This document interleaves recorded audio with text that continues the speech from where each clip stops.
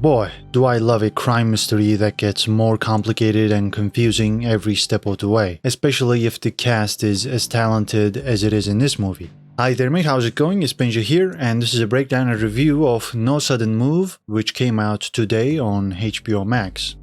Detroit, 1954. Doug Jones puts together a three-man crew for a blackmail job. The target is Matt Wirtz. The crew will hold his family hostage and send Matt to his boss's office, where he will pick up a mysterious document. It is a simple job, he gets the file and nobody gets hurt. The crew consists of Kurt Goins, Ronald Russo, and Charlie.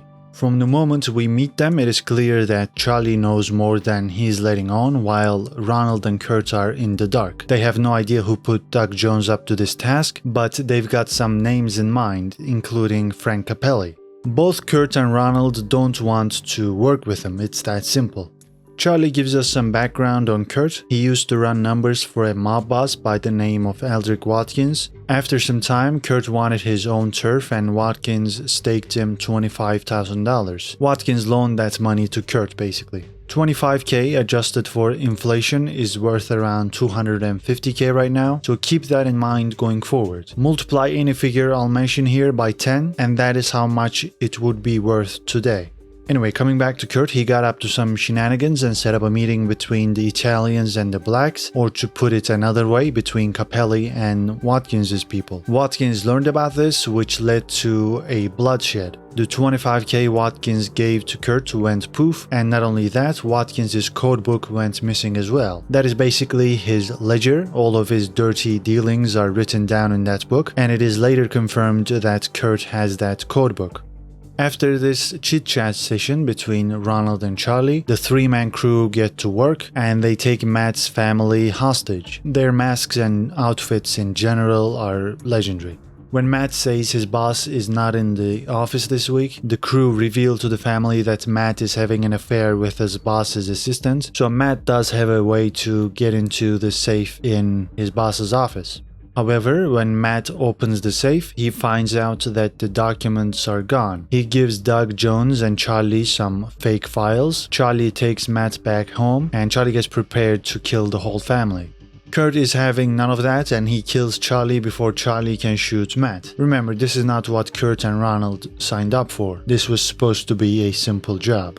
Kurt makes sure that Matt acts like he shot Charlie when the police arrive, and the whole family acts like Charlie was the lone intruder and Matt disarmed him and shot him. Kurt realizes this is much bigger than he initially thought, and he goes back to Jimmy, who introduced Kurt to Doug Jones. Jimmy tells Kurt that they threatened him to fish Kurt out, and now they're offering a $10K bounty to capture Kurt and $15K for Ronald. Jimmy doesn't know if Watkins is behind this or if Capelli is, but it could be both of them working together. This first act of the movie was convincing. I liked the world they set up and how they slowly introduced the initial characters. The costumes, the cars, the houses, and the overall look and feel of the movie was authentic. On top of all that, the music was harmonious with the overall mood and the story, and these great elements and features expertly laid the foundation for the rest of the movie. Kurt recovers the codebook we mentioned earlier, which belongs to Watkins, and Ronald figures that out. This duo call Matt and they pick him up to pay a visit to his boss Mal Forbert, because he's got the documents. Ronald and Kurt need those files in order to get themselves out of this mess. They get the documents, which seems to be a patent filing for a catalytic converter. These are exhaust emission control devices, and they became mandatory in the US decades after the events of this movie. During the 1950s and 60s, the biggest car companies hid information about the emission levels of their vehicles. So in the movie, whoever wants this catalytic converter design wants it because they either want to suppress all knowledge about it or they want to use it exclusively. A fella by the name of Hugh Naismith works for one of these car companies, and he struck a deal with Capelli to retrieve the design. Capelli then deployed Doug Jones and he hired the three-man crew.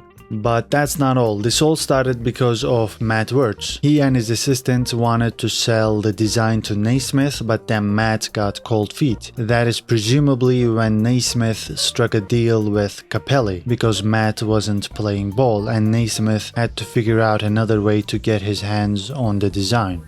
Kurt and Ronald figured this out by luring in Capelli. They want $50,000 in exchange for the design, but Capelli betrays Ronald and Kurt. Ronald also tried to betray Kurt here, by the way, but that is beside the point. Doug Jones gets killed at the meeting and Kurt goes after Capelli and catches up to him. That's how Kurt finds out about Naismith and he invites Naismith to the Gotham Hotel. Naismith will pay $125,000 for the design.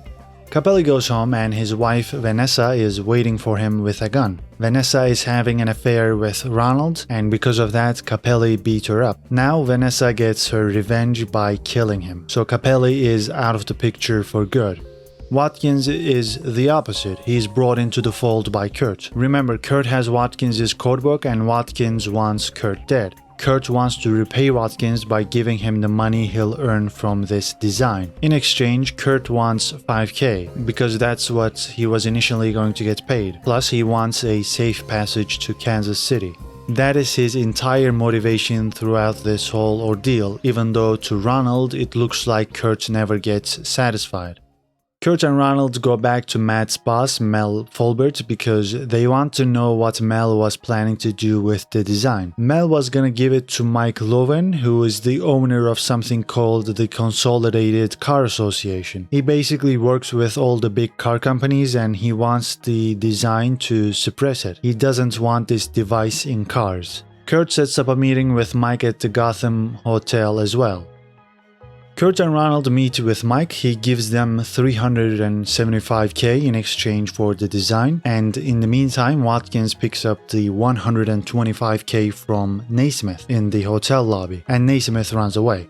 Watkins and his goons meet up with Kurt, and of course Ronald is shell-shocked, but Watkins bamboozles them by leaving the $375,000. Instead, he just gets Kurt.